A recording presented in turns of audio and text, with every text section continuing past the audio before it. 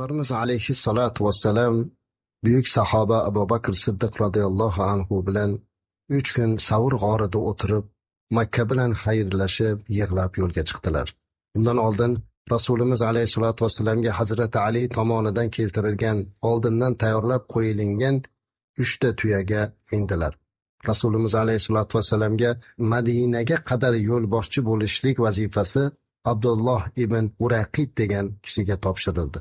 Qanday ham ulug' vazifa-ki azizlar, Payg'ambarimiz alayhissalatu vassalamning hayotlarida eng qiyinchilik, mushkul bo'lib turgan bir kunda Rasulimiz alayhissalatu vassalam butun olamlarga yo'lboshchi bo'lib kelgan zot, butun insoniyatning hidoyat yo'lboshchisi bo'lgan zotga Madinaga olib borishlik uchun yo'lboshchi bo'lishlik baxti mana shu Abdulloh ibn Urayqid degan zotga tushdi.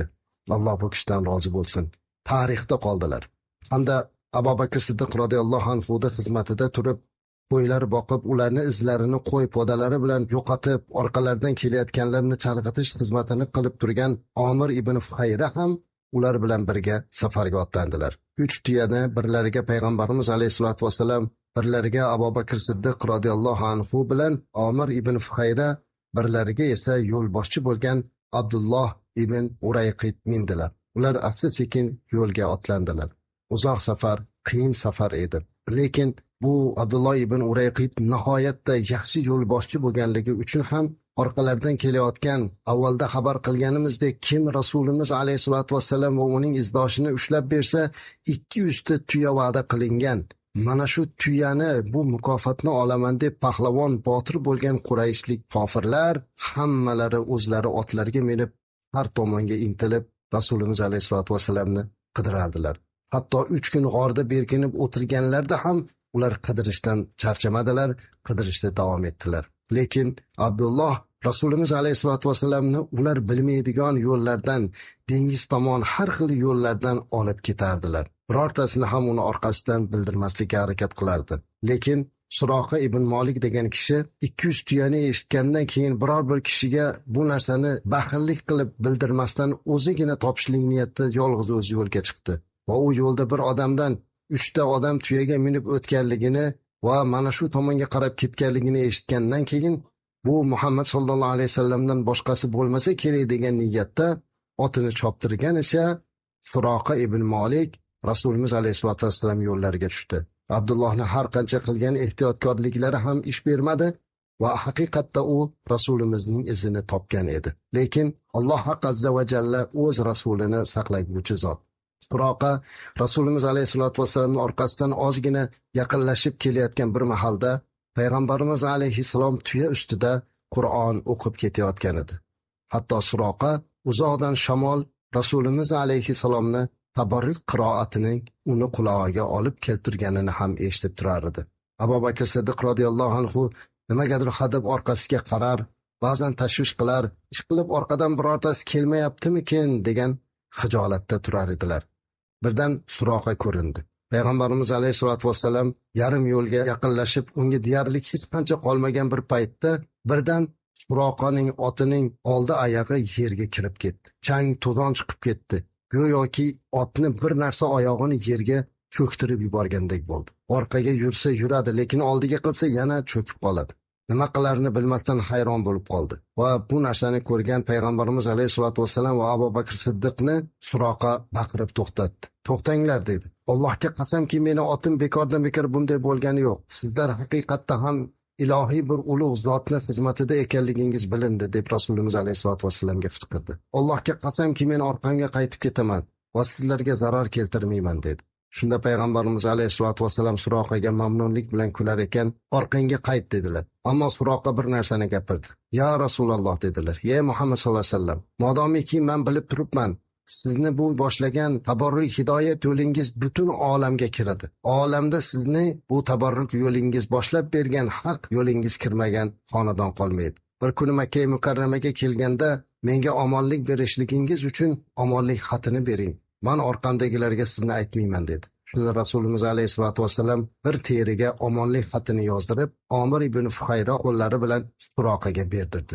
Suroqa hali xatni olayotganlarida Rasulimiz alayhisalom kulib turib aytdilarki: "Ey Suroqa, bu qo'lingdagi bilaklaringga vaqtiki kelib Kisroni bilak uzuklari qanchalar yarasharkin ha dedilar. Hayron bo'lib Eron podshohi Kisroni aytyapsizmi dedilar. Ha dedilar. Ehtimol o'sha mahalda Suroqa hech narsani tushunmagandir. Lekin vaqtiki kelib Hazrat Umar radhiyallohu anhu davrida Eron fath bo'lganda Kisroning bilak uzugini taqishlik Suroqaga nasib qildi. Va payg'ambarimiz alayhisolatu vasallam Makka mukarramaga kelganda rasulimizdan olgan omonlik xatini topshirib hayotini ham saqladi. Suroqa ibn Malik radhiyallohu anhu payg'ambarimiz alayhisolatu vasallamning mana shu ko'rsatgan mo'jizalarini o'z ko'zi bilan ko'rdi. Ya'ni otini Alloh azza va jalla oyog'ini yerga qadab yurgizmaydigan qilib qo'yganini o'z ko'zi bilan ko'rdi. Payg'ambarimiz alayhisolatu vasallam bu voqeadan keyin orqaga uzoqlashdi. Suroqa o'zini orqasiga burilar ekan, orqasidan yugurib kelayotgan barcha boshqa mol dunyo ilinjida payg'ambarimiz alayhisolatu vasallamga xiyonat qilishlik va u zotni ushlab kelishlik ilinjida kelayotgan hamma bosqinchilarga bu yoqda yo'q ekanligini va boshqa yo'lga ketganligini aytib, ularni orqasiga qaytarib yubordi. Rasulimiz alayhisolatu vasallam asta-sekin yurib, yo'lda bir oz charchagan bo'ldilar. Bir oz uxlab turuvdilar. O'sha joydan bir cho'pon o'tdi. Uning qo'yidan sog'ib ozgina sutidan Hazrati Abu Bakr Siddiq radhiyallohu anhu oldilar va payg'ambarimiz alayhisolatu vasallamga ham ichirdilar. Yo'l ketayotganlarida Ummu Ma'bad degan bir ayolning uyiga kirishlikka to'g'ri keldi. Bu ayol butun arablar ichida mashhur ayol edi. Ko'pchilik yo'lni yoqasida bo'lgani uchun uni uyiga kirar, go'yoki hozirgi bizni tilimiz bilan aytganda bir karvonsaroyga o'xshab o'tgan ketgan bu uyga kiradigan bir mashhur ayol edi. Ummu Ma'badning uyiga kirganlarida u o'sha mahal ocharchilik, qurg'oqchilik ekanmi, hech narsa yeydigan narsa topilmadi. Rasulimiz alayhisalom bu ayolga qarab biror yeguliging bormi dedi. Agar yeguligimiz bo'lganda siz kabi nur yuzlik mehmonlardan biror narsani ayamagan bo'lardim. Afsuski hech narsam yo'q dedi. Faqatgina go'shtlari suvaklariga yopishib qo'ygan oriqqina bir qo'zi qo'ydan boshqa hech narsa yo'q edi. Rasulimiz alayhisalom ey Ummu Ma'bad mana bu qo'yini keltirib sog'ib ber dedi. Bu qandoq sut bersin, axir o'zi shunday suvak bo'lib yotibdi. Bu qo'zilagan ham emas dedi. Rasulimiz alayhisalom bu yoqqa olib kel dedi-da, Allohning izni bilan Bismillahirrohmanirrohim deb uni yeliniga qo'lini tekkizib Alloh barokatli qilsin deb silab qo'ygan edi. Qo'y o'z-o'zidan semira boshladi va uning yelinlariga sut to'ldi. So'ngra bir idish olib ketib muborak qo'llari bilan Rasulimiz alayhisalom o'zlari sog'dilar. Qo'ydan shu darajada sut chiqdiki, payg'ambarimiz alayhisolatu vasallam avval Ummu Ma'badni o'ziga berdi. Mana buni ich dedilar. Unamasa ham ichirdi. So'ngra Abu Bakr Siddiq, so'ngra hamrohlari va boshqalarga ichirdi. Bir qancha ichib, o'zlari ham ichib, yana Ummu Ma'badning eri bo'lgan Abu Ma'badga ham olib qo'ydi.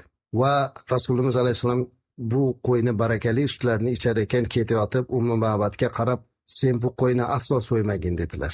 Shu va'dalarga muvofiq ba'zi rivoyatlarda tarixchilarning aytishiga qaraganda, ushbu qo'y 28 yil bu xonadonga baraka bergan ekan. Hazrat Umar radhiyallohu anhu davrlariga kelganda juda katta ocharchilik bo'lgan, qurg'oqchilik bo'lgan. Ma'lumki, o'sha yil og'ir bo'lgan edi.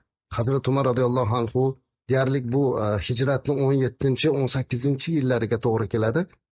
Yili juda katta qurg'oqchilik bo'lgan, ocharchilik bo'lgan. Hatto tarixda aytadi, Hazrat Umar radhiyallohu anhu o'zlari go'sht, sut hech narsa yemay qo'ygan ekanlar. Toki meni raiyatim och yurganda bu narsalarni menga yeyish durust emas deb qarang.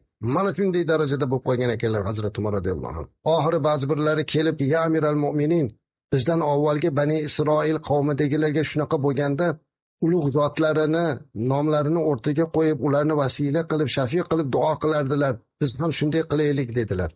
Shunda Hazrat Umar radhiyallohu anhu hamma bilan birga yomg'ir so'rab duo qilgan bir yaylovga chiqdilarda, qo'llarini duoga ochib duo qilar ekan, Alloh taolodan so'rab, "Ya Alloh, avvallari payg'ambarimiz alayhisolatu vasallam shu yerdaligida u zotni hurmatlaridan duo so'rardik. Bugun bizni oldimizda u zotni amaklari Abbos turibdilar. Abbos radhiyallohu anhuning hurmatidan bizga yomg'ir bergin" deb duo qiluvdilar.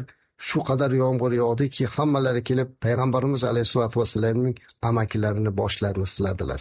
Mana shunday voqealar bo'ldi. Ayni mana shu ocharchilik, qurg'oqchilik bo'lgan bir paytda hech kimning uyida bir tomchi ham hayvonlari sut bermay qo'ygan paytda ham Ummu Ma'badni Rasulimiz alayhisolatu vasallamning qo'llari tekkan qo'ylari hamisha ularning xonadonini sut bilan serob qilib turgan ekan. Mana shuncha yil bu xonadonga baraka bergan ekan.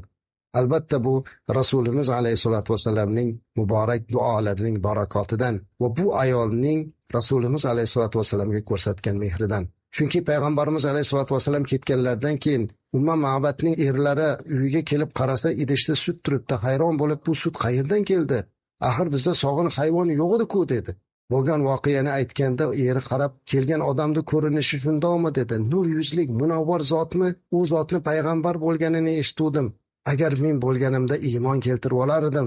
Hali ham borki Allohga qasamman, u zotni istab topib bo'lsa ham iymon keltiraman dedi. Hatto Rasulimiz alayhisolatu vasallamni ko'rmasdan turib bular iymon keltirish baxtiga musharraf bo'ldi.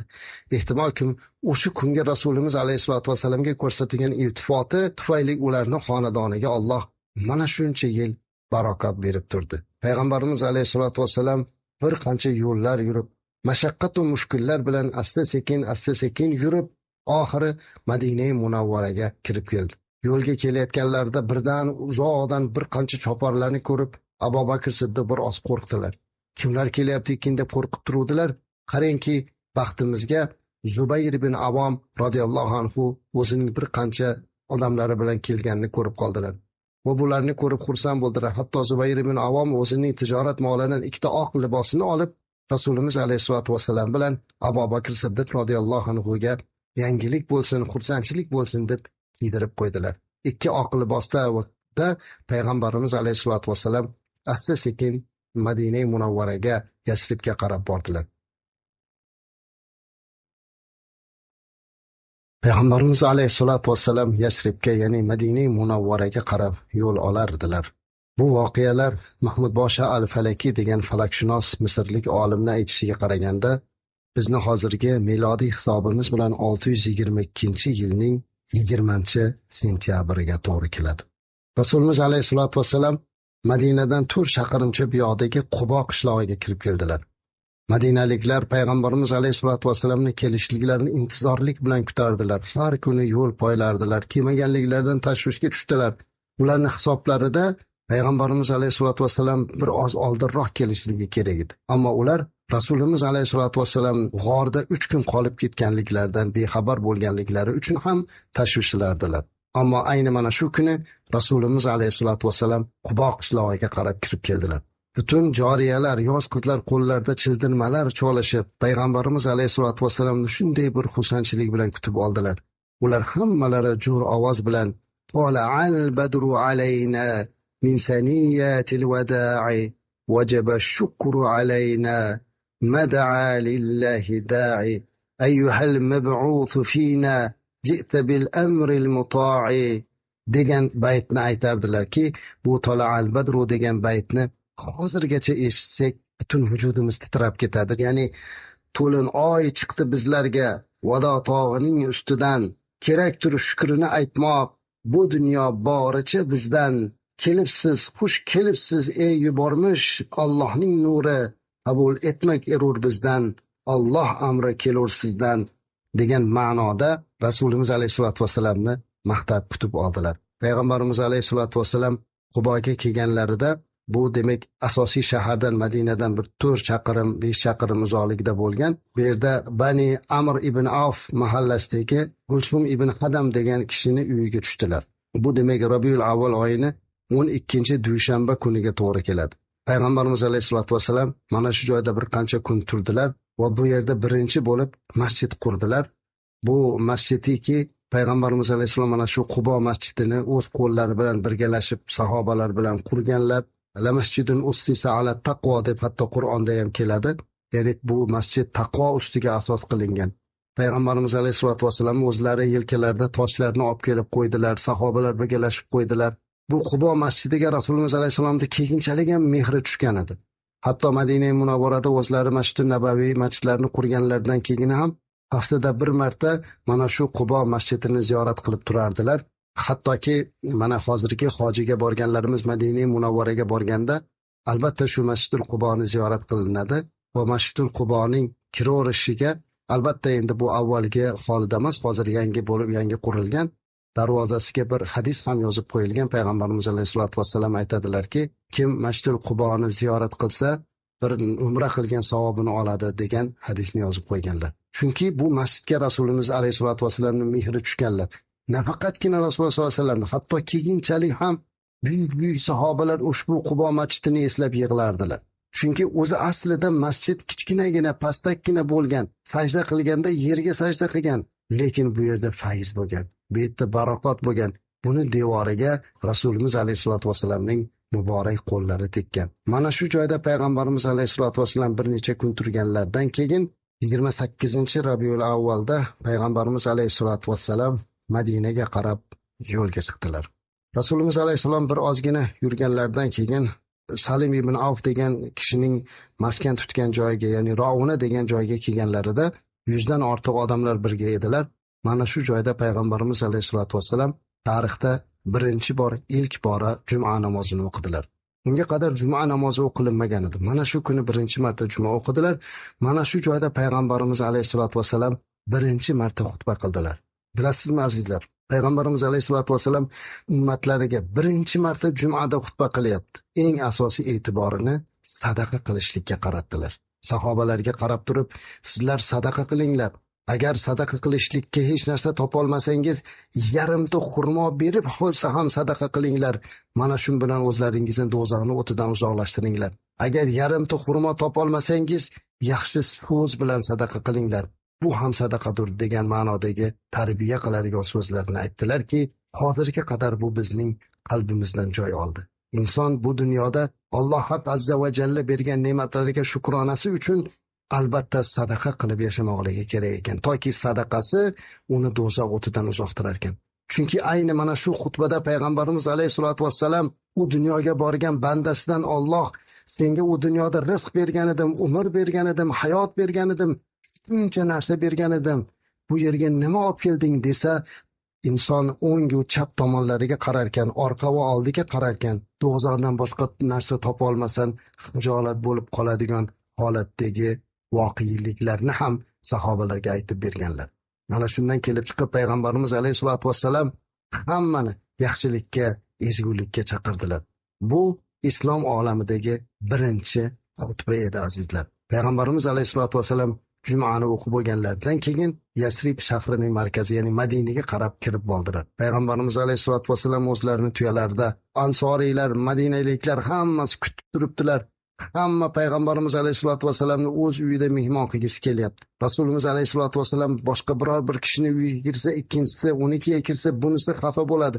Shuning uchun payg'ambarimiz alayhisalom ularga qarab, mening tuyamga Alloh buyurdi, tuyam kimni uyi oldida cho'ksa, ana o'shining uyida yashayman dedi. Hamma xursand bo'lib tuya oldida yugurar, qaniydi tuya mening uyim oldida cho'ksa deb o'ylardilar. Allohning marhamati bilan tuya borib buyuk sahoba, Madinalik buyuk sahobalardan biri bo'lgan Abu Ayyub al-Ansoriy radhiyallohu anhu ning uyi oldiga cho'kdi. Payg'ambarimiz alayhisolatu vasallam Abu Ayyub al-Ansoriyning uyida yashashlikka qaror qildilar. Mana shu xonadonda Rasulimiz alayhisolatu vasallam Abu Ayyub al-Ansoriyning uyiga baraka olib kirdilar. Va bu joyda to o'zlariga uy bo'lgunga qadar, o'zlariga alohida hujra solingunga qadar uning uyini nuru barakaga to'ldirib, mana shu joyda yashab turdilar. Suyuklik Habibimiz Muhammad Mustafa sallallohu alayhi va sallam Yasribga, ya'ni Madina Munawvaraga kelishliklari bilan ushbu Madina go'zal bir nurga, barakotga to'ldi. Yoshlik chog'larini eslasak, payg'ambarimiz alayhisolatu vasallam go'daklik chog'ida ayni mana shu Yasribga kelib, bu joyda otalarining qabrlarini onalari bilan birga ziyorat qilib, madinalik yosh go'daklar bilan birga anhorda cho'milib o'ynagan edilar. Ana o'shanda u zotning muborak hiflarida payg'ambarlik muhrini ko'rgan yosh bolalar hammalari atrofini qurshab olganini eslagan edik. Otasining joriyalari, ya'ni enagalari bo'lgan Ummu Aymana payg'ambarimiz alayhisolatu vasallamning muborak hiflaridan chiqayotgan nurni boshqalardan berkitib, ustilariga ko'ylaklarni kiydirib, o'zlari birga olib ketgan edilar. Otalarining qabrlarini ziyorat qilib qaytayotganlarida avvoda volidai muhtaramasidan ayrilgan edilar. Yillar o'tib, payg'ambarimiz alayhissalom payg'ambar bo'lib, Yasrib deb atalmish bu makonni Madina Munawvara degan shaharga o'zgartirishga sababchi bo'ldilar. Ehtimolki o'sha Rasulimiz alayhisolatu vasallam Madina Munawvarada go'daklik chog'ida kelib cho'milganda, atrofida o'ynab kulib, Rasulimiz alayhisolatu vasallamning go'zal nurlaridan, muattar hidlaridan mast bo'lgan bolalar hozir ajib ansoriylar bo'lib, jonim sizga fido deyotganlar bo'lsa ajab ermas. Hayollariga ham kelmagan bir barakot Madina ahliga Alloh tomonidan in'om etildi. Suyukli Habibimiz Muhammad Mustafa sallallohu alayhi va sallam Abu Ayyub al-Ansoriy radhiyallohu anhu xonadonida yashab turar ekan, yana ko'p hodisalarni guvohi bo'ldilar. Jumladan azizlar, Rasulimiz alayhisolatu vassalam muhojir va ansoriylarni oralarida ajib bir do'stlik rishtasini bog'ladilar. Bu rishta, bu do'stlik hozirga qadar qiyomatgacha keladigan musulmon ummatiga katta bir ta'limdir. Muhojir deganlari bu Rasulimiz alayhisolatu vassalamning xizmatlarida dini diyonatini saqlashlik uchun Makkadan Madinaga ko'chib kelganlardir. Ansoriylar esa ular jonini, molini tikib, u zot, ya'ni Rasulimiz alayhisolatu vassalam va bu zotning atrofida kelgan muhojirlar uchun uylari va jonlarini bo'shatib bergan, hayotlarini shularga baxshida qilib himoya qilgan ansoriylardir, ya'ni yordam beruvchilardir. Musulmonlarga Rasulimiz alayhisolatu vassalamning muhojir sahobalariga yordam beruvchi bo'lib Ansor nomini oldilar. Hozirga qadar ansoriy deyilganda beixtiyor payg'ambarimiz alayhisolatu vassalam va sahobalarining boshlariga og'ir kunlar tushganda o'zlarining qalblari va uylarini to'rini ochgan ajib bir sahobalar ko'z oldimizda gavdalanadi. Rasulimiz alayhisolatu vassalam muhojirlar bilan ansoriylarni qiyomatlik aka-uka qilib qo'ydilar. Hammasini bir joyga to'plab, palonchi muhojir, palonchi ansoriy bilan qiyomatlik aka-uka bo'ldingiz. Siz palonchi bilan qiyomatlik do'st bo'ldingiz deb ularni do'st qildilar. Abu Bakr roziyallohu anhu esa Xorija ibn Zuhayr degan ansoriy bilan, Abdurrahmon ibn Avf roziyallohu anhu bilan Sa'd ibn Rabi'a degan sahoba do'st bo'ldilar. Qarangki, bu sahobalarni mana shunday do'st bo'lishliklari shu qadar ediki, siz bilan bizni tasavvurimizda go'yoki ikki inson endi do'st bo'libdi-da, nima bo'pti ekan deb o'ylashimiz mumkin. Lekin bu do'stlik siz bilan biz o'ylagandaqa emas edi. Bu do'stlik qiyomatlik do'st edi. Borini, hammasini berishlikka tayyor edi. Ular o'zlari yemasdan do'stiga berdi. Uylarini eng yaxshi joylarini bo'shatib qo'ydi. Hatto Sa'd ibn Rabi'a Abdurrahmon ibn Avf roziyallohu anhu oldilariga kelib, men siz bilan qiyomatlik aka-uka bo'ldim. Xurmo bog'imdan birortasini tanlang, o'zingizga beray dedi. Yana nimalarni istasangiz shuni beray dedi. Abdurrahmon ibn Avf roziyallohu anhu tabassum qilib kular ekan, oilangga ham, molingga ham Alloh barakot bersin. Menga bozorni ko'rsat, men savdo qilib tirikchiligimni o'tkazaman dedilar. Bilamizki, bu zot buyuk bir tojir edilar. Sahobalar mana shunday bir-birlariga do'st bo'ldilar. Hattoki azizlar, mana shu do'stliklar shu qadar bo'ldiki, biz mana shundan o'zimizga ta'lim olishimiz kerak. Qiyomat qoyim bo'lganda qiyomatlik do'stlar bir-birlariga yordam berar ekan azizlar. Hech kimga yordam bera olmay qolganda qiyomatlik do'st shunday do'stki, u undan hech narsani so'ramaydi, hech narsani umid qilmaydi, balki xolis Alloh uchun do'st bo'ladi. Mana shunday do'stlikni payg'ambarimiz alayhisolatu vasallam Madinalik ansoriy va muhojirlarning orasida barpo qildilar. Payg'ambarimiz alayhisolatu vasallam mana shu joyda Abu Ayyub al-Ansoriyning uylarida yashab turib, tuyalari cho'kkan joyda bir katta bir maydon bor edi. Mana shu maydonda madinaliklar xurmolarini quritar edilar. Rasulimiz alayhisolatu vasallam mana shu joyga masjid qurishligini ixtiyor qildilar. Hamma mamnun bo'ldi, rozi bo'ldi. Bu yerga masjid qurilishlikka hamma roziligini bildirib turgan bir pallada ma'lum bo'ldiki, bu quruq maydon asli ikki yetim bolaniki ekan. Birdan Rasulimiz alayhisolatu vasallamning fikri o'zgardi. Aytdilarki, bu yetimlarning haqqi ekan, buni ola olmaymiz dedi. U ikki yetim bola kelib aytdilarki, ya Rasululloh sallallohu alayhi vasallam, biz hadiya qildik, oling mana shu yerni, masjid quring dedilar. Rasulimiz alayhi vasallam yo'q dedilar. Shunda bir sahoba u ikki yetimdan o'sha yerini sotib olib, uni pulini yetimlarga berib, so'ngra u yerni masjid uchun qurishlikka Rasulimizga ruxsat beruvdilar. Payg'ambarimiz alayhisalom qabul qildilar. Bu yerdagi hikmatni qarang. Eng birinchisi, Allohning baytini birovning yeriga so'ramasdan qurib bo'lmas ekan, hatto masjid bo'lsa ham qarang, birovning ijozati bilan, ruxsati bilan qilinyapti. To'g'ri kelgan joyga qurib, o'zidan o'zim mana shu joyga masjid quraman deb ketmaydi ekan, balki uni ruxsat olib qilish kerak. Ikki yetimniki bo'lganligi uchun birovning haqqi deb Rasulimiz alayhisolatu vasallam, bo'lmasa o'zlari shu joyda payg'ambar edilar, qurmadilar. Nima uchun? Chunki ijozat bo'lmadi. Ijozat bo'lganda esa yetimligi bilindi, sag'irligi bilindi. Ana bundan keyin boshqa sotib olib bergandan keyin ruxsat berdilar. Bizlarda ham azizlar, yer hozirgi butun yashayotgan mana shu yurtimizning yeri bu davlat mulki hisoblanadi. Shuning uchun biz ba'zan aytamizki, birodarlar, masjid qurishlik uchun albatta ruxsat olmoq kerak. Bu ilk masjid qurilishligidagi bizga ta'limotdan ma'lum. Mana payg'ambarimiz alayhisalom shunday qildilar-ku. O'sha joyda yetimlarning pullarini to'lagandan keyingina olib u joyga masjid quradigan bo'ldilar. O'zlari boshchiligida hozirgi biz orzu qiladigan Masjidun Nabaviy, payg'ambarimiz alayhisolatu vasallamning o'zlarining masjidlari qurildi.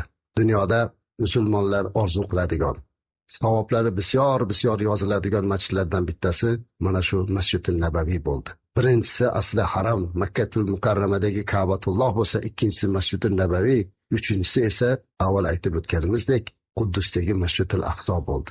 Shunday qilib payg'ambarimiz alayhisalom mana shu joyga masjid qurdilar. Sahobalar birgalashib hammalari hashar qilib o'sha joyga bino qildilar va bu masjidga qo'shib ikkita hujra ham solindi. Biri Oysha onamizga, yana birlari esa Savdo onamizga edi. Payg'ambarimiz alayhisolatu vasallam endi Abu Ayyub al-Ansoriyning uyidan o'zlarining hujralariga chiqdilar. Bu masjidga qo'shni qilib qurilgan hujra edi. Hozirgacha payg'ambarimiz alayhisolatu vasallamning muborak jismlari mana shu uylarda dafn qilinganini hammamiz borib bilib ziyorat qilib kelmoqdamiz. Rasulimiz alayhisolatu vasallam mana shu masjidni qurib, bu joyda avvaliga demak qibla Quddus tomonga qaragan holatda o'qilindi. Chunki hali Ka'batullohga qarab namoz o'qishlik qiblamiz o'zgarmagan. Haliga qadar Quddusga qarab, Masjidul Aqsoga qarab namoz o'qilinardi. Shuning uchun o'sha yangi qurilganda ham uning qiblasi o'sha tomonga qaratildi. Lekin ilk masjidlar qurilgan davrlarida mehrob bo'lmagan. Balki bir o'sha joyga minbar keyinchalik qurildi Rasululloh alayhisolatu vasallamning ovozlarini, mavizalarini eshitishlik uchun. U masjidlarga mehrob qilishlik keyinchalik boshlangan, ammo o'sha davrda mehrob qilishlik yo'q edi. Mana shu holatda ular ibodat qilib turdilar. So'ngra masjid bino bo'lib qurilib bo'lganidan keyin endi masjidga odamlarni jamoat namoziga qanday chaqirishlik masalasi o'rtaga ko'ndalang bo'ldi. Ba'zi birlar aytdilarki, bir baland joyga bir bayroq qo'yaylik degan edilar. Ko'pchilik bu mantiqsizlik, chunki uxlayotgan odam bayroqni ko'rmaydi-ku dedilar. Ba'zi birlari kelib aytdilarki, bo'lmasa baland joyga o't yoqaylik dedi. Payg'ambarimiz alayhisalom bu otashparastlarning ishi dedilar. Karnay cho'laylik dedilar. Bu yahudiylarning ishi dedilar. Bo'lmasa bir qo'ng'iroq cholaylikmi namoz payti kelganda dedi. Axir bu nasroniylarning ishi-ku dedilar. Chunki payg'ambarimiz alayhisolatu vasallam ibodat asnosida ayniqsa Yahudiy va nasroniylarga xilof qilardilar. Hech ularga o'xshashni xohlamas edilar. Hamma hayron, nima qilsa ekan, qanday qilib namozga chaqirsa ekan.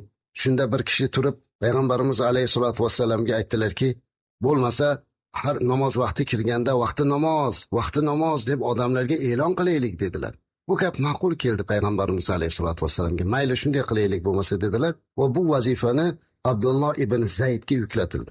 Madinalik bo'lgan Abdulloh ibn Zayd har kuni 5 mahal namozga vaqti namoz deb odamlarni chaqiradigan bo'ldilar. Kunlardan bir kuni payg'ambarimiz alayhisolatu vasallam o'sha yerda o'tiruvdilar. Ayni mana shu Abdulloh ibn Zayd yugurganlaricha Rasululloh alayhisolatu vasallamning oldilariga keldi. Hovliqib keldida, "Ya Rasululloh sollallohu alayhi vasallam, men bugun uxladimmi yoki uxlamadimmi? Uyqum aralash bir tush ko'rdim" dedi. "Bir zotning ovozi eshitildi" dedi. "Nima bo'ldi?" dedilar payg'ambarimiz alayhisalom. "Menga bir ovoz kelib aytdiki, sen odamlarni namozga chaqiradigan bo'lsang, mana bunday qilib chaqirgin" dedilarda, "Allohu akbar, Allohu akbar, Allohu akbar, Allohu akbar, ashhadu an la ilaha illalloh, ashhadu an la ilaha illalloh, ashhadu anna Muhammadar Rasululloh" deb ozonimizni aytib berdi. Hayya alas solah, hayya alal falah so'zma-so'z ozonda aytib berganligini aytdi. Shunda payg'ambarimiz alayhisalom shunday mamnun bo'lib ketdilarki, "Ayni mana shu kalimalarni men Merojda ham eshitgan edim" dedilar. Shuni aytishlikka buyurdilar. Lekin mana shu joyda e'tiboringizga bir e'tibor qilishlik kerak bo'lgan bir hikmatni bayon qilaman. Qarang. Tush ko'rgan Abdulloh ibn Zayd.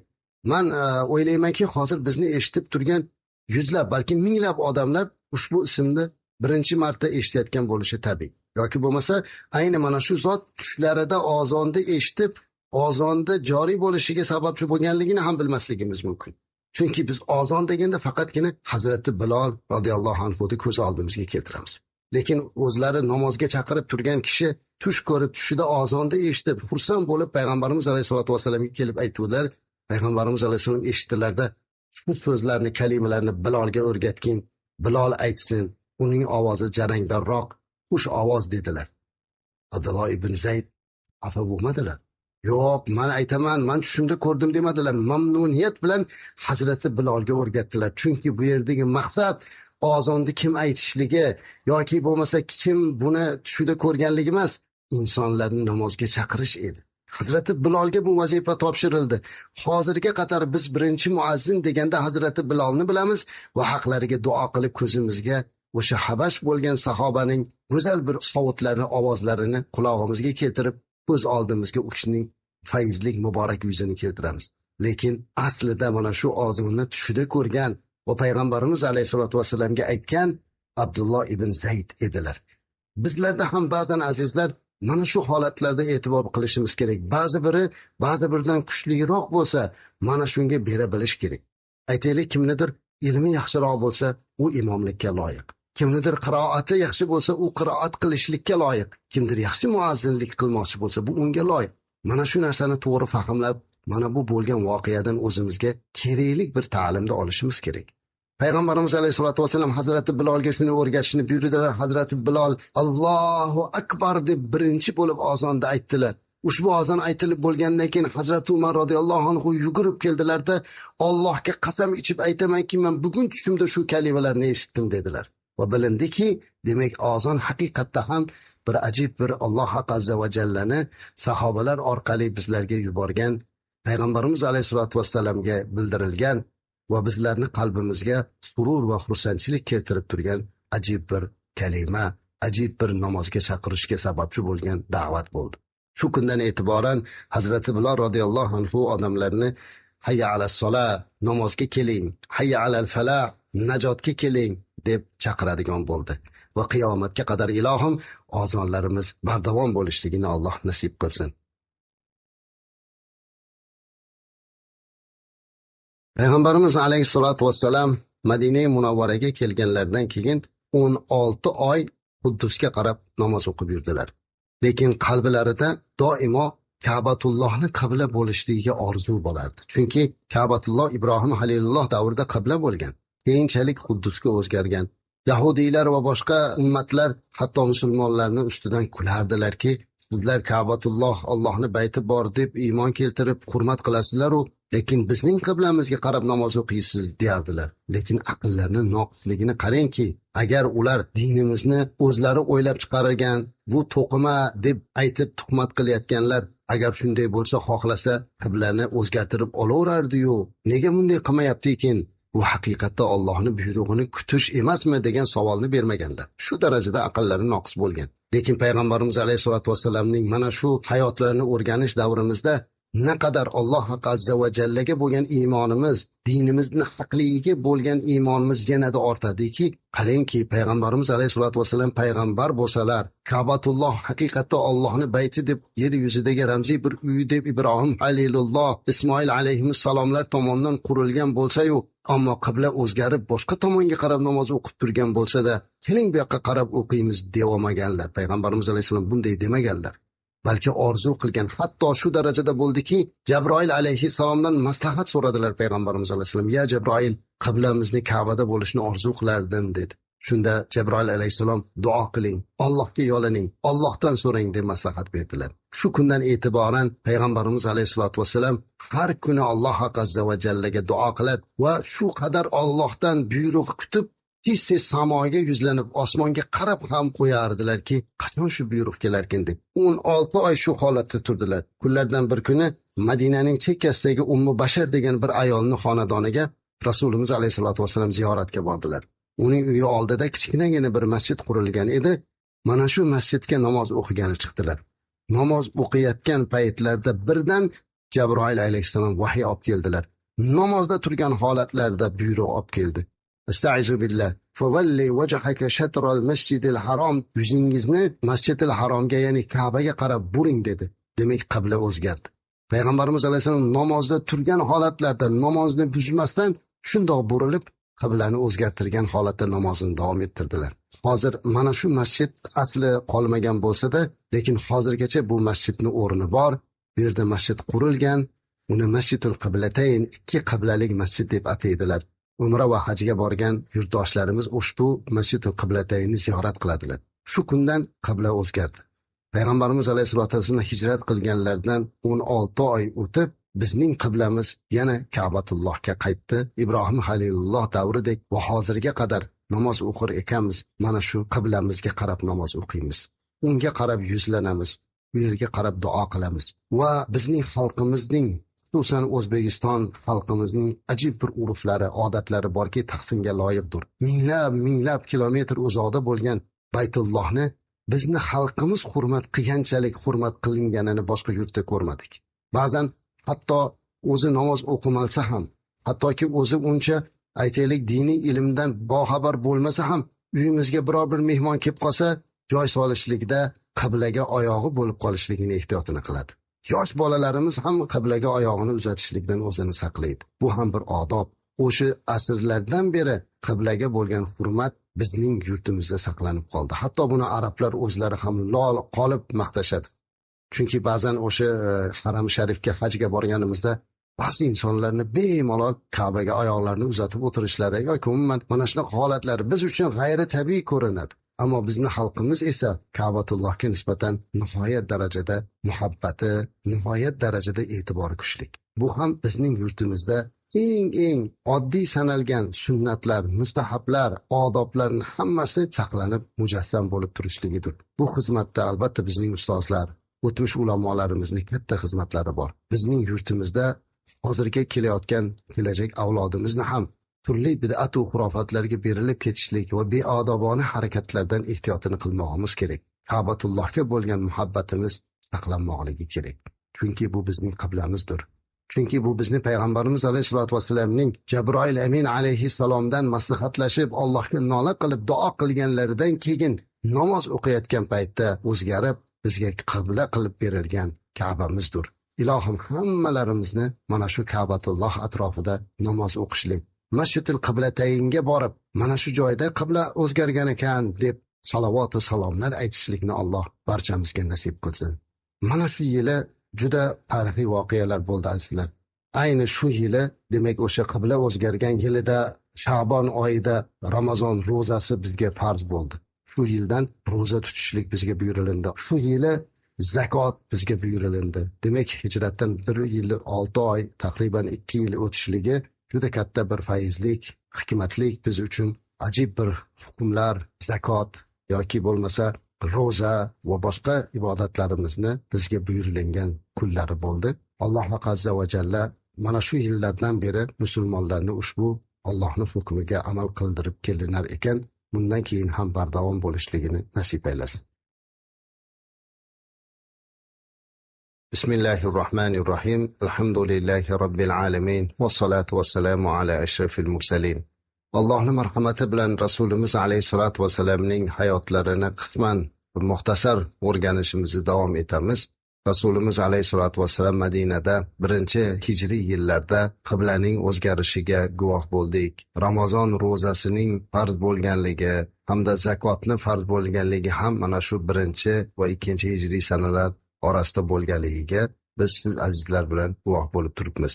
Lekin azizlar, mana shu yillarda, xususan 1-sananing oxiri, 2-hijriy sananing boshlarida juda ham katta bir tarixiy voqea bo'lgan. Bu voqeani biz bir oz eslab o'tmasak adolatsizlik qilgan bo'lamiz. Chunki bu tarixda juda ham mashhur voqea, bu Badr jangi hisoblanadi. Nimasi bilan bu Badr e'tiborli? Mana kitoblarda, tarixlarda o'qiydigan bo'lsak, Badrda ishtirok etgan sahobalar alohida ehtirom qilinadi. Sahobalarni ba'zi birlarini tarixiy siratlari o'rganilganda, falonchi sahoba bu Badr ishtirokchisi degan nom bilan alohida bir e'tirof qilinadi. Sababi bu Badr jangi nafaqatgina aytaylik, bu yerda bir moliyaviy, bir iqtisodiy tomondan, balki ma'naviy, diniy nuqtai nazardan juda ahamiyatli. Chunki ayni mana shu jangga farishtalar birgalikda jang qilganligini Qur'oni Karimda ham Alloh o'zi bayon qiladi. Bu Badr farishtalar bilan birgalikda Jabroil alayhissalom, Isrofil alayhissalom, Mikoil alayhissalom birgalikda bo'lgan jang hisoblanadi. Buni boshlanishi demak 2-hijriy sanada 17-Ramazon kunida bo'lib o'tgan bu voqea. Bu azizlar, Badr juda ham keng voqea. Biz buni har bir nuqtasiga to'xtalib o'tishlikka vaqtimiz ham yetmaydi, fursatimiz ham yetmaydi. Qolaversa, ba'zi bir joylarni hammasini alohida aytib o'tishlikni biz maqsadga muvofiq deb topmadik.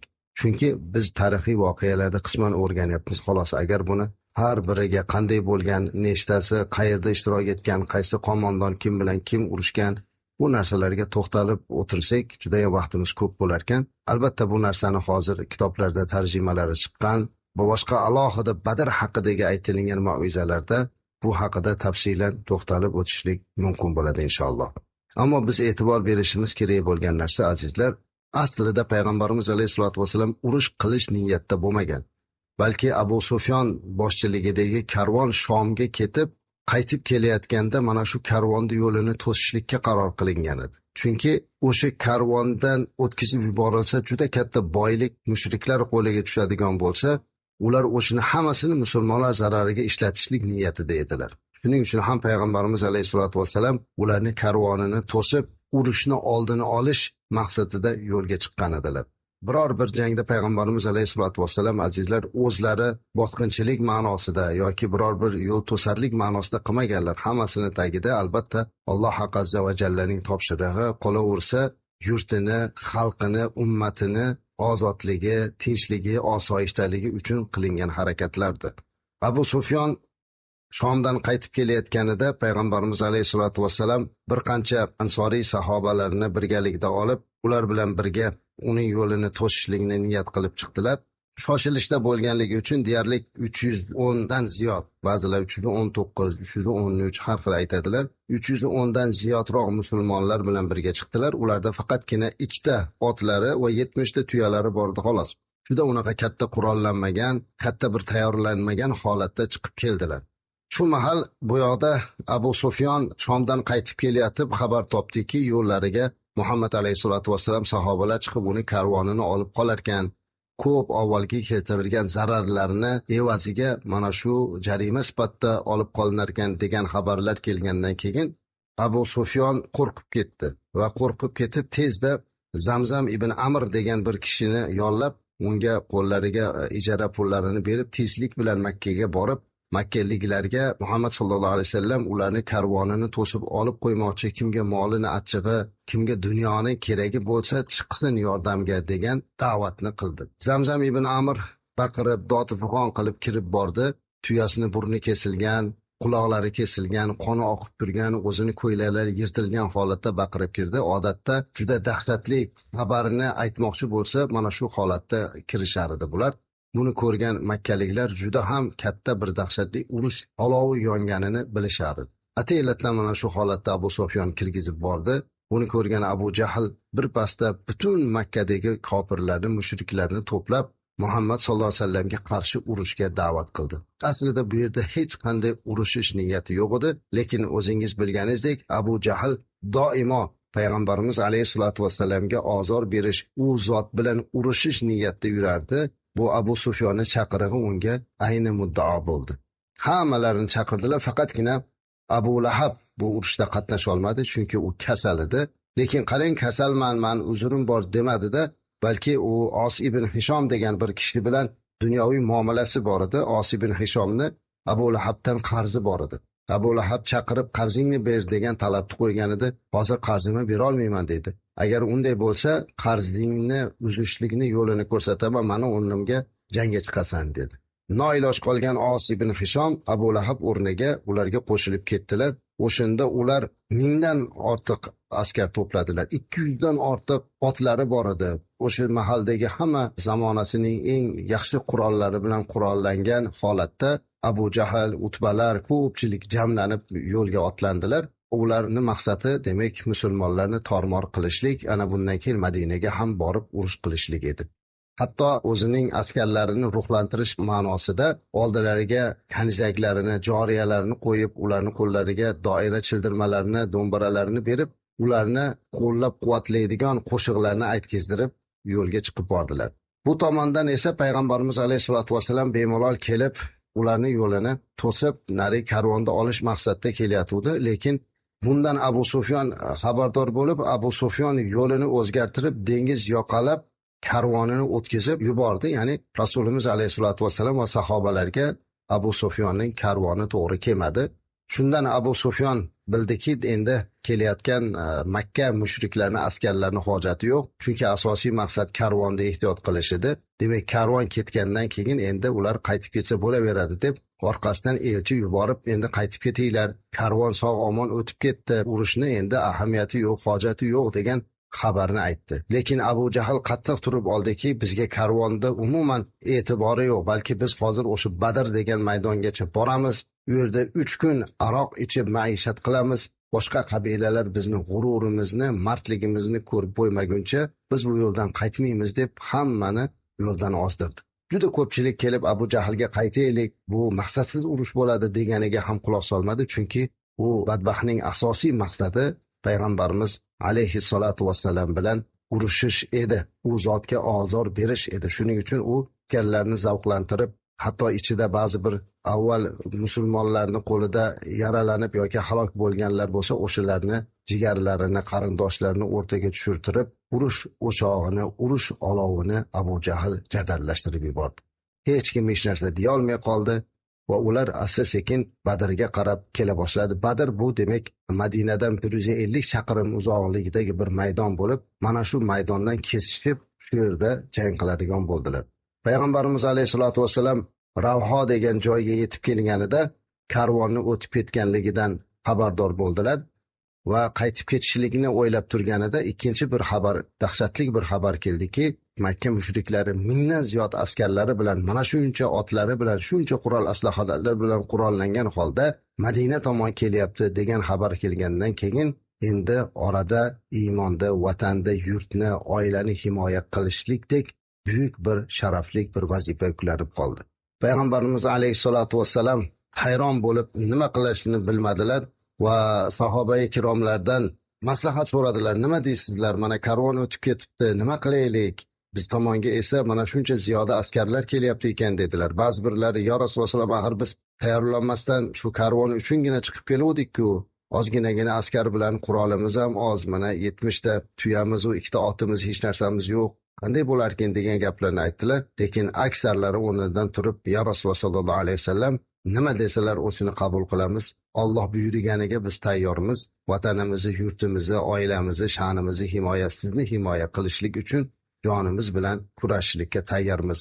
Qaysi yo'lga bo'lsa boshlang, biz o'sha yo'ldan yuramiz deb aytdilar. Rasululloh sollallohu alayhi vasallam 3 bora o'rtaga maslahat tashadilar. Uchalasida ham turib gapirdilar, lekin o'sha uchala gapirganlarida ham hammalari muhojirlar edi, ya'ni makkaliklar edi. Payg'ambarimiz alayhisolatu vassalam qayta savol berayotgani sababi u kelgan sahobalarning 300 ning ichida 200 dan ziyoda ansoriylar edi. Ularda ham bir taklifini kutdilar. Buni fahmlagan Sa'd ibn Muoz al-Ansoriy o'rinlardan turib, ya Rasululloh sollallohu alayhi vasallam, biz o'zlariga bay'at qilganmiz, jonimiz va molimiz bilan sizni himoya qilishlikka va'da berganmiz. O'zlari nimani ravo ko'rsalar shuni qilamiz. Dengizga kir desangiz dengizga kiramiz. Olovga kir desangiz olovga kiramiz. Lekin siz uchun jonimizni berishga tayyormiz. Nimani Alloh sizga buyursa shuni qiling dedilar. Payg'ambarimiz alayhisolatu vasallam yuzlari shunday nurafshon bo'lib yorishib ketdiki, bu javoblardan sahobalarning sadoqatidan, taqvosidan, muhabbatidan xursand bo'lib ketdi. Ularga qarab, Alloh menga bildirdiki, bu jangda biz g'alaba qilamiz dedilar. Keyin bir oz yurganlardan keyin bular yo'lga chiqdilar. Yo'lda qiyinchiliklar bilan borishib, oxiri Badr maydoniga yetib keldilarda, payg'ambarimiz alayhisalom mana shu joyga tushinglar deb hammani bir joyga tushirishga amr qiluvdilar. Qubob ibn Munzir degan bir sahoba kelib uzr so'rab aytdilarki, ota-onam sizga fido bo'lsin ya Rasululloh sollallohu alayhi vasallam, mana shu joyga tushishlikni sizga Alloh buyurdimi yoki o'z ixtiyoringiz bilan qilyapsizmi dedilar. Shunda payg'ambarimiz alayhisolatu vassalam, Alloh menga bu to'g'risida vahiy tushirgani yo'q, balki men o'z ixtiyorim bilan qilyapman deganida, ruxsat bersangiz unda bu ishimiz xato bo'lyapti ekan. Biz avvalroqqa yuraylikki, quduqlar biz tomonda bo'lsin.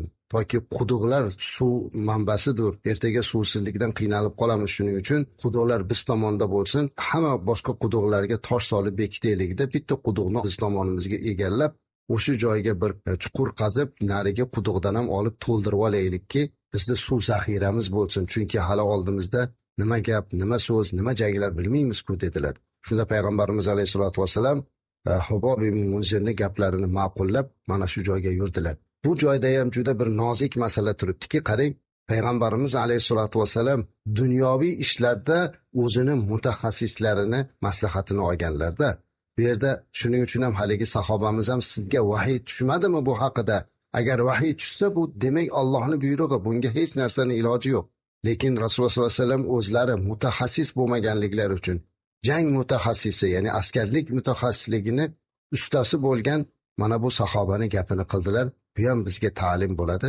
Ba'zi sohalarda har bir narsani o'zini egasi, o'zini mutaxassisi qilmoqligi kerak. Biz esa ayniqsa diniy ulamolar o'zimizni diniy, ma'rifiy, ma'naviy yo'nalishimizda tushuntirish ishlarimizni, xizmatlarimizni olib borsak, ammo boshqa sohalarda o'zini egalari albatta buni qoyilmaqom qilib qilishliklariga imkon berishimiz va bular bilan dunyoviy ishlarda o'z holiga qo'yib, ularga yordam berib, ularga duo qilib turishimiz kerak. Mana shu voqealar tarixda mana Rasulimiz alayhisolatu vasallamni ushbu qilgan ko'rsatmalari biz uchun ta'lim bo'ldi.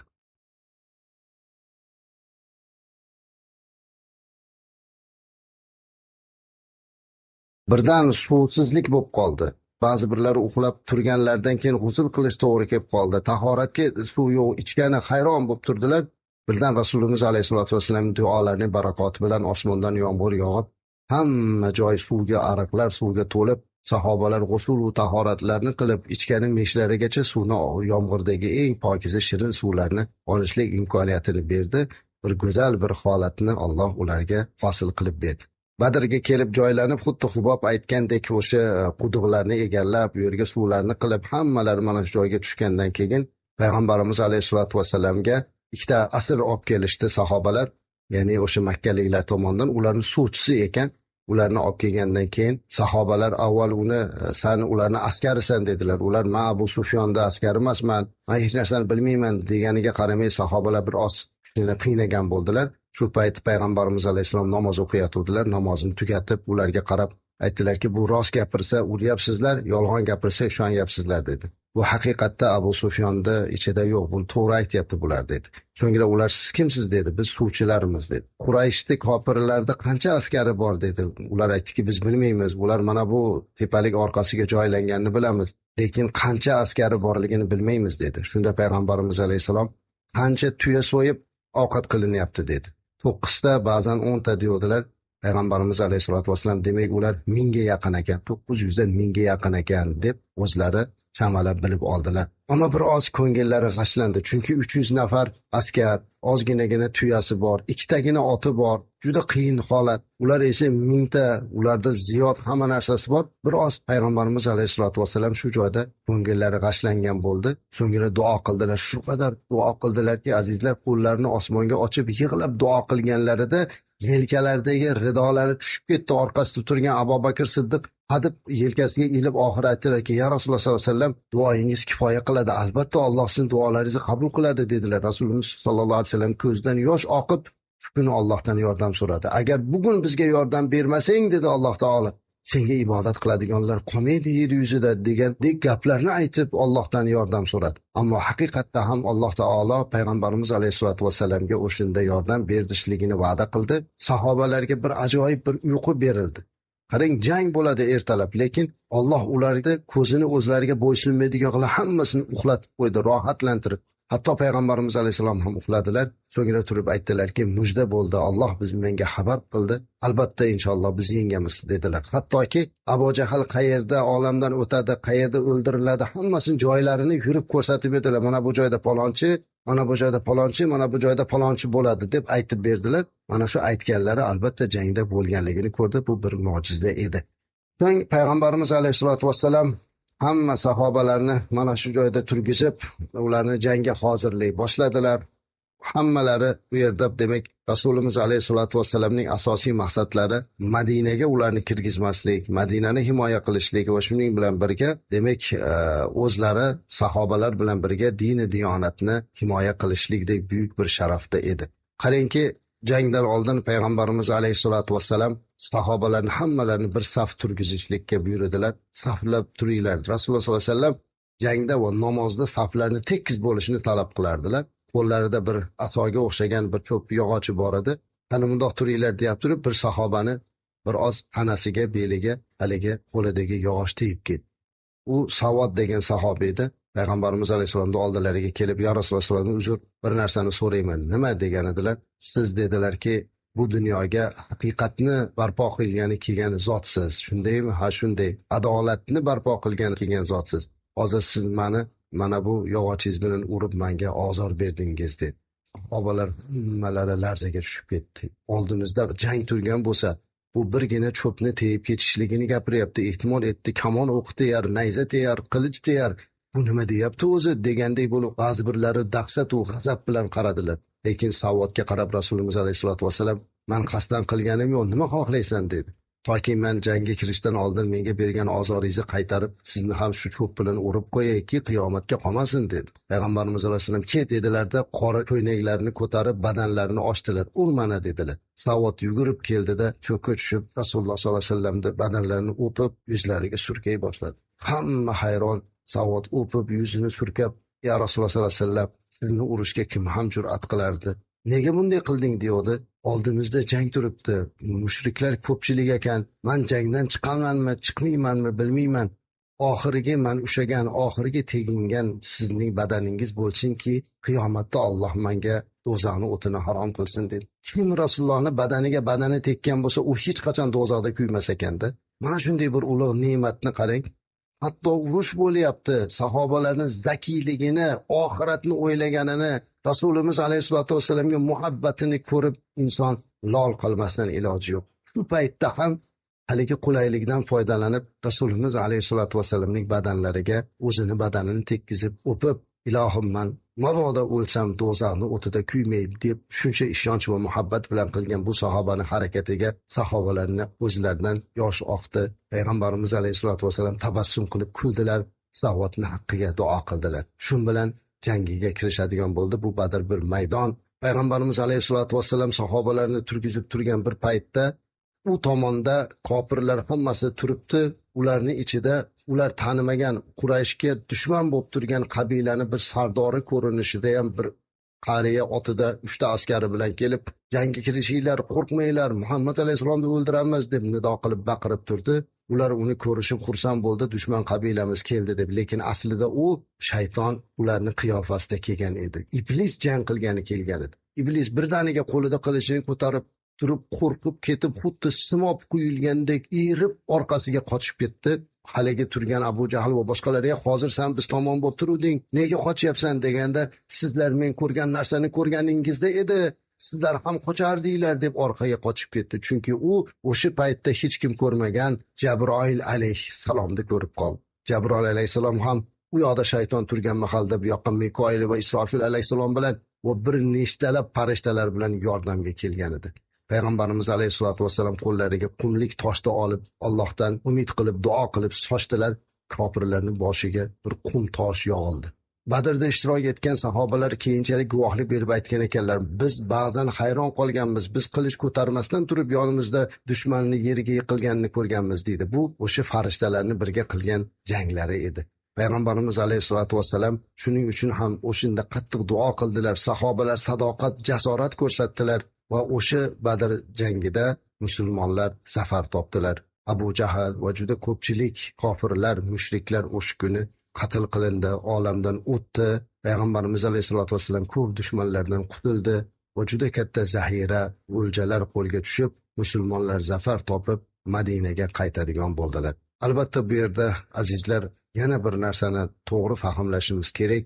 Payg'ambarimiz alayhisolatu vasallam tarixlarni o'rganar ekanmiz, u zotda sahobalarda hech qachon nafsoniyat uchun yoki bo'lmasa hokimiyat uchun yoki bo'lmasa boshqa biror bir maqsad uchun emas, balki doimo himoya uchun, vatanini, dinini, oilasining himoyasi uchungina mana shunday jasoratga qo'l urishga majbur bo'lganlar va bu albatta Allohning marhamati bilan.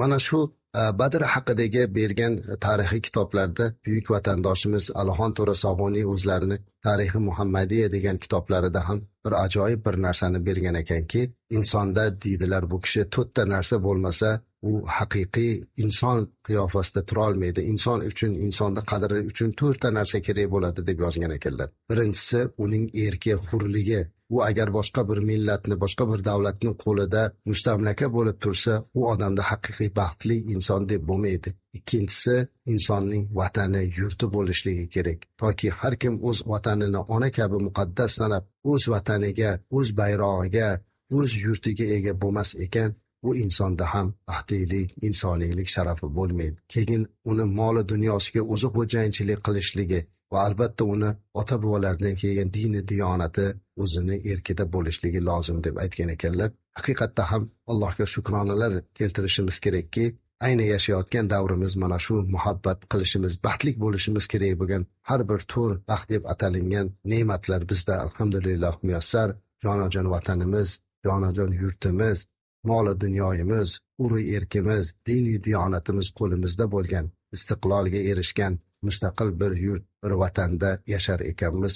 Sahobalar o'zini yurtini qanday sevgan bo'lsa, o'zini vatanini qanday himoya qilgan bo'lsa, biz ham mana shu jonajon vatanimizni mana shunday sevishimiz, vatanimiz uchun jonimizni berishimiz, vatanimizni ehtiyot qilishlik uchun bori butimizni sarflashimiz, Allohga shukronalar aytib, shukr ila yashamoqligimiz lozim bo'ladi.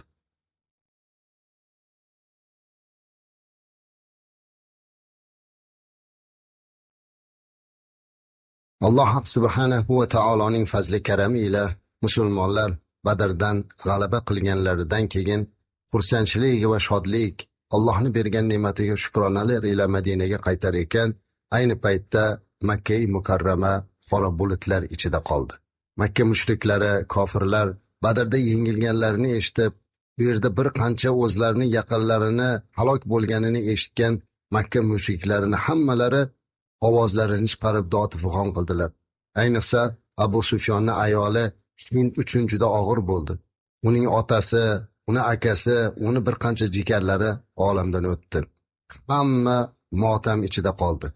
Shunda Abu Sufyon butun makkaliklarni chaqirib aytdilarki, hech kim yig'lamasin, hech kim marsiya ham to'qimasin, toki Muhammad alayhisolatu vasallamning izdoshlari bizni bu holatimizdan xursand bo'lmasinlar dedi.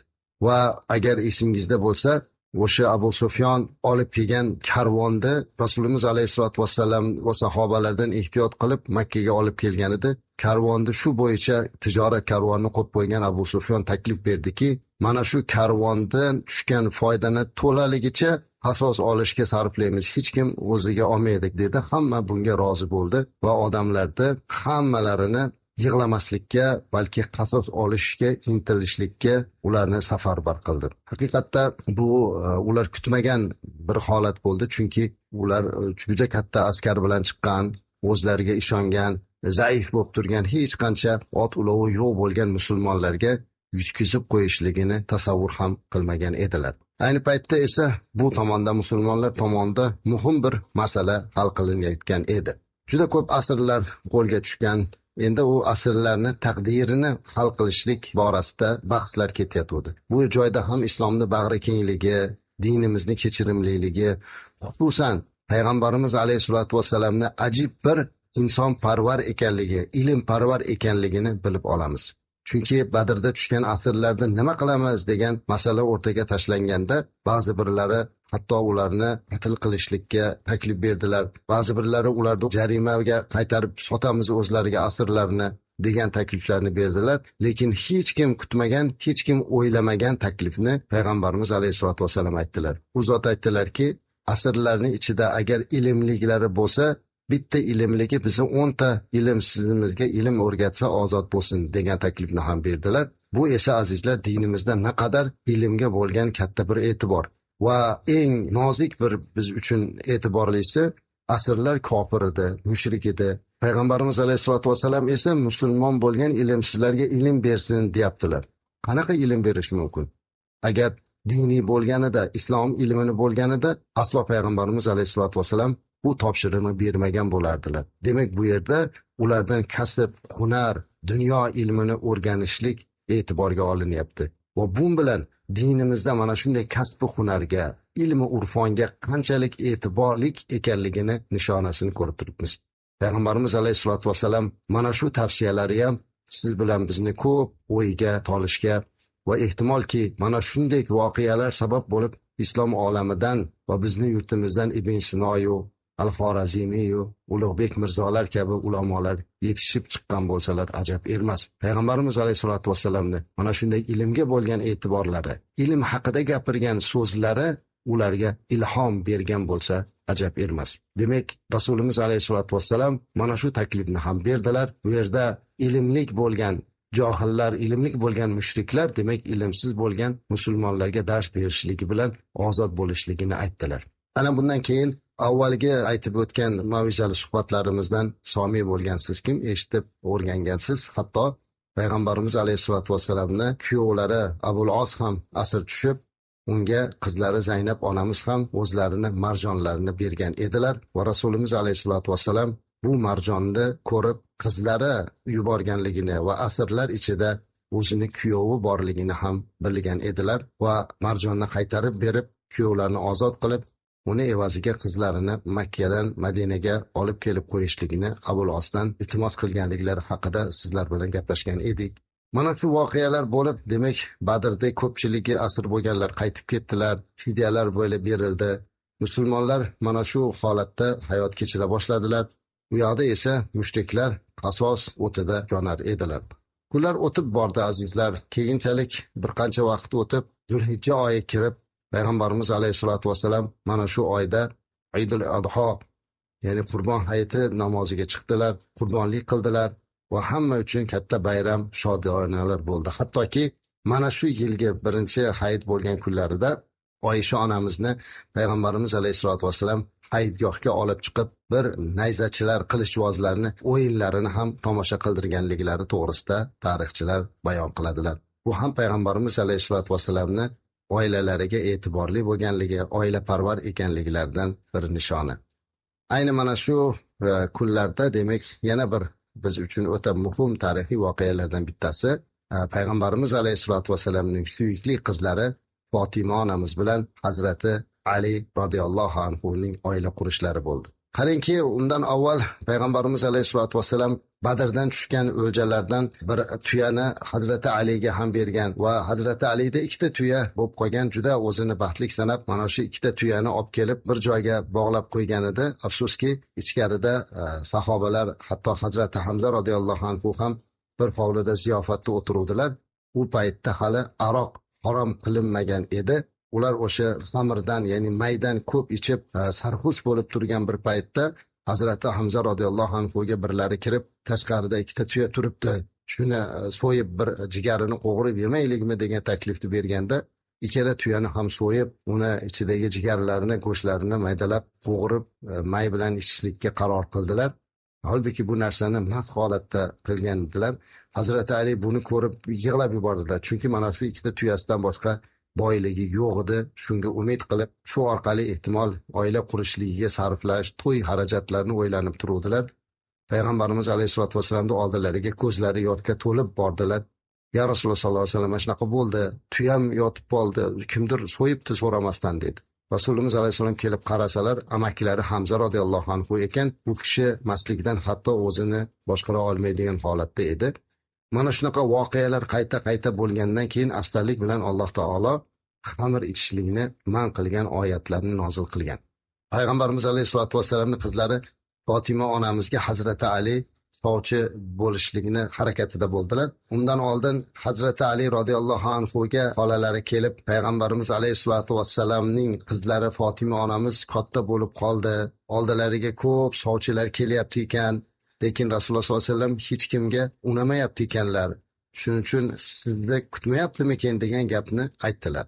Shu o'rinda bir oz mavzudan chetga chiqaman azizlar. Mana Rasulimiz alayhisolatu vassalam unamayapti ekanlar deganda aslida Rasulimiz alayhisolatu vassalam qizlarini turmushga berishlikda albatta qizlarini roziliklarini so'rardilar. Ajib bir suratda so'rardilar. Bu biz uchun ham ta'lim, qizlarning qanchalik darajada haqqi, huquqlari bo'lganligini bilib olishimiz kerak. Payg'ambarimiz alayhisolatu vassalam uylarida qizlarni alohida bo'lmasi bo'lgan. Hozir bizlarda bitta xonadonda 1-2-3 xona bo'lgani kabi Rasulimiz alayhisolatu vassalamning hujralari endi faqirlik shunaqa bo'lgan ekan, ularni xonasini devor bilan emas, balki bir tegiz parda bilan ajratilgan.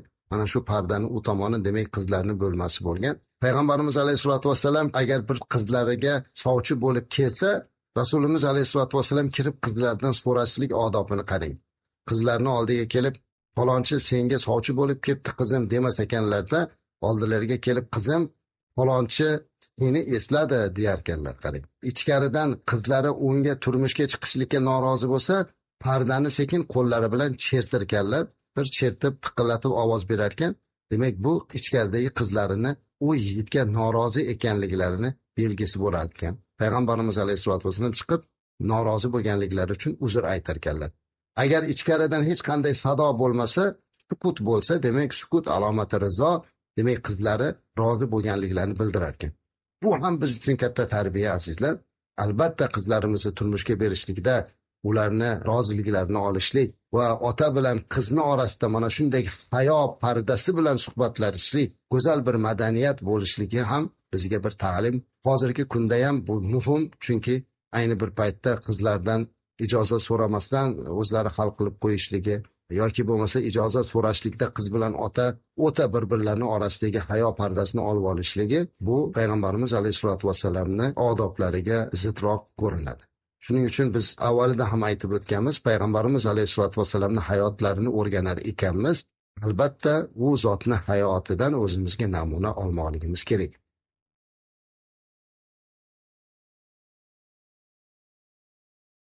Hazrati Ali radhiyallohu anhuga mana shu xabar yetib keldi. Ya'ni Rasulimiz alayhissalotu vassalamning xonadoniga ko'p sovchilar borayotganligini, hech kimga rozi bo'lmayotganligini aytdilar.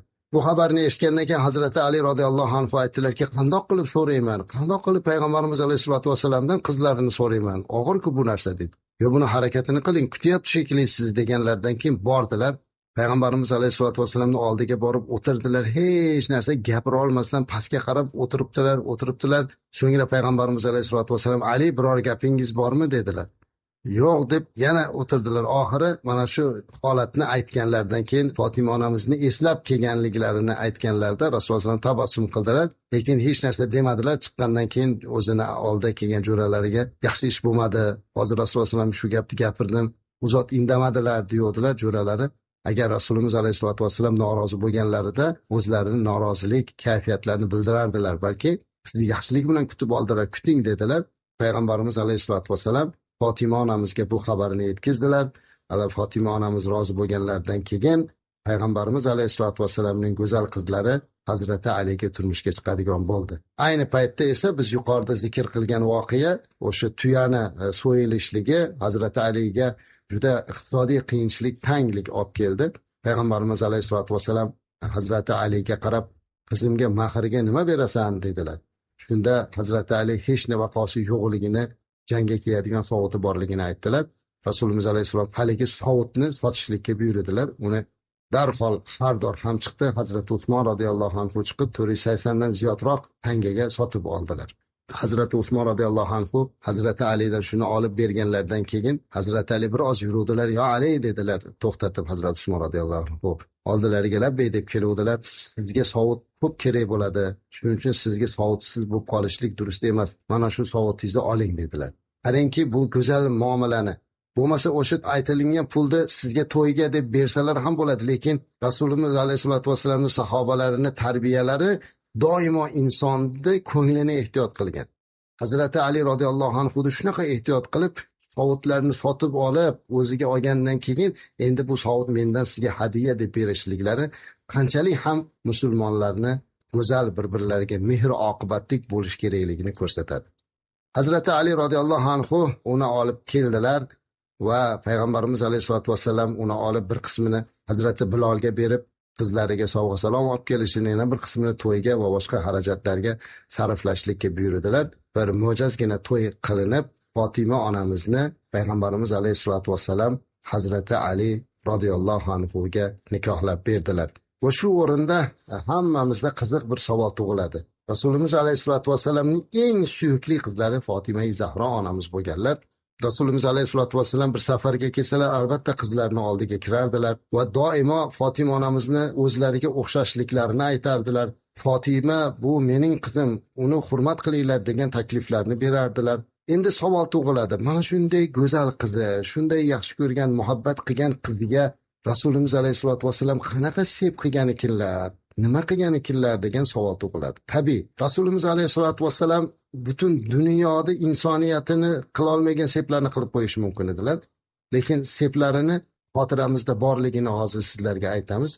Fatima onamiz uchun payg'ambarimiz alayhissalatu vassalam bir suv tashiydigan mesh va bir qo'l tegirmoni, bir cho'mich suv qo'yadigan va xurmo bargi to'ldirilgan yostiq va bir yakondozdan boshqa narsa qilmadilar, azizlar. Butun dunyoni nurga to'ldirgan zot, jannat ayollarini sayyidasi bo'lgan Fatima onamizga qilingan sepni ko'ring. Lekin butun qiyomatgacha keladigan ummat erkaklari, otalari birlashsa ham qilolmaydigan sepni qilib qo'ydilar. Bu sep ma'naviyat sepi edi. Bu ma'rifat sepi edi. Bu taqvo sepi edi. Mana shu tomoniga e'tibor qaratmog'imiz kerak. Payg'ambarimiz alayhissalatu vassalam qizlarini mana shu sepini ziyoda qilib berdilarki, Hazrati Ali karramulloh vajh butun umr mana shu ma'naviyat va ma'rifat sepiga to'lib kelgan ayoli bilan dunyodagi eng baxtli musulmon erkak bo'lib yashadilar. Payg'ambarimiz alayhissalatu vassalam o'zlari nikohlab qo'ydilar Fatima onamiz bilan Hazrati Ali radhiyallohu anhu. Ularni ikkalalariga nasihat qildilar, peshonasiga qo'llarini qo'yib, ularni haqqiga duo qildilar. Go'zal juftlik barpo bo'ldi. Va bu namuna oilasi islom ummati uchun yana bir muallim oilasiga aylandi.